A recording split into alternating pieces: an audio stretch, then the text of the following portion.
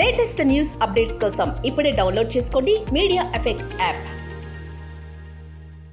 Welcome to media effects. Big boss season 17 winner Munawar Faruqui కొద్ది రోజులుగా నిత్యం వార్తల్లో నిలుస్తున్నారు. ఇటీవల అనారోగ్య సమస్యలతో ఆసుపత్రిలో చేరినట్టు ఓ న్యూస్ నెట్టింట వైరల్ అయింది.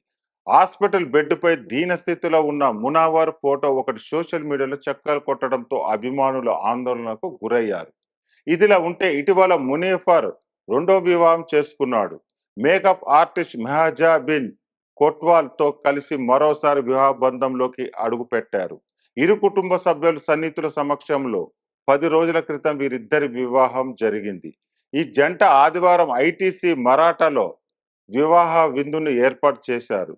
ఇక తాజాగా రెండో భార్య మొహజా బిన్ తో కలిసి మొదటిసారి కెమెరా ముందుకు వచ్చారు. తన భార్యతో కలిసి కేక్ కట్ చేశారు. ఇందుకు సంబంధించిన ఫొటోస్ ఇప్పుడు సోషల్ మీడియాలో వైరల్ అవుతున్నాయి.